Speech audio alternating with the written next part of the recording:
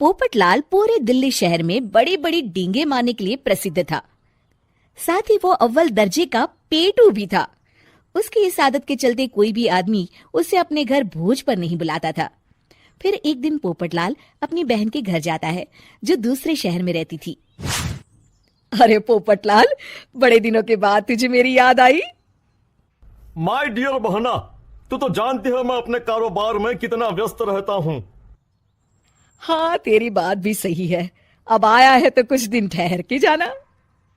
अरे दीदी, ये भी कोई कहने की बात है। श्यामा देवी पोपटलाल को रहने के लिए एक कमरा दे देती है। अगली सुबह पोपटलाल जोर जोर से गरारे करना शुरू कर देता है। नकुल की पत्नी नींद से जाग जाती है और घबराकर अपने पति नकुल को जगाती है। अरे उठिए, लगता है हमारे घर में कोई जानवर घुस आया है। कैसी अजीब अजीब आवाजें निकाल रहा है, मुझे तो बड़ा डर लग रहा है।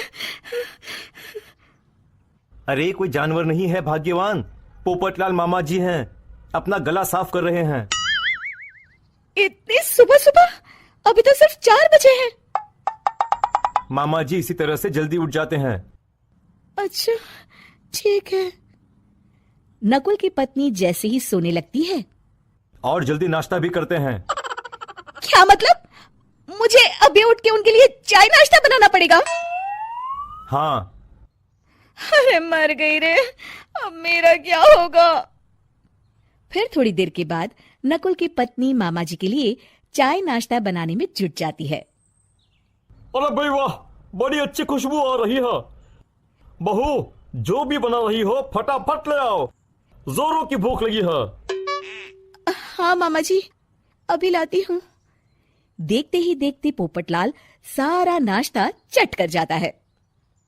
बहू, कल से पराठे में देसी घी ज्यादा डालना, आज कुछ मजा नहीं आया। हे भगवान, इसका नाम तो पेटू लाल होना चाहिए था। पूरे 10 लोगों का नाश्ता अकेले हजम करने के बाद भी इन्हें मजा नहीं आया। इस तरह रोज पोपटलाल सुबह सुबह घर के सभी लोगों को नींद से बेवक्त जगा देता था और हमेशा खाने की उल्टी सीधी फरमाइश करते रहता था। देखते ही देखते गुप्ता परिवार की दिनचर्या अस्त व्यस्त हो जाती है। अरे भाई, खाने का असली मजा तो इस घर में है। अरे माँ, ये पोपटलाल मामा यहाँ और कितने दिन रुकेंगे? ये अकेले इतना खाना खा जाते हैं कि आज राशन वाला मुझसे पूछ रहा था कि अरे भाई, क्या आप लोगों ने घर में हाथी पाल लिया है? अरे बेटा, अब घर के मेहमान को कोई सीधे मुंह कैसे निकाल सकता है? माँ जी, अब बर्दाश्त की इंतहा हो गई है। मैं अकेले इतना काम नहीं कर सकती। आखिर मैं भी इंसान हूँ।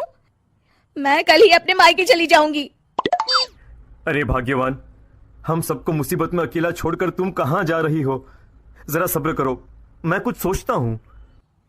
अगले दिन एक डॉक्टर साहब उस घर में आते हैं।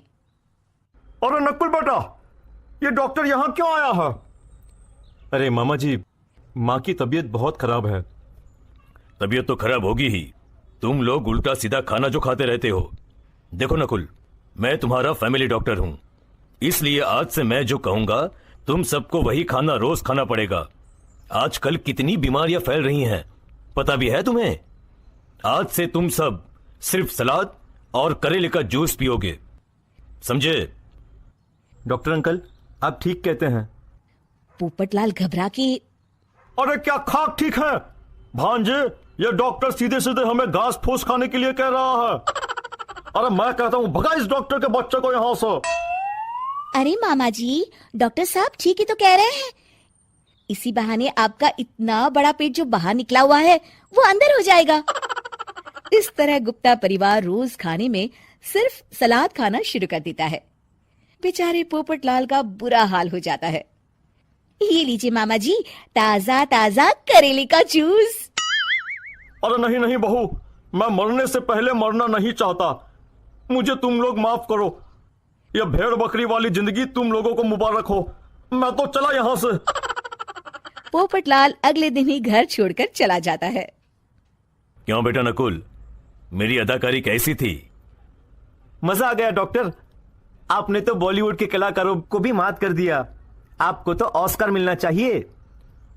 बेटा ये थोड़ा ज्यादा हो गया।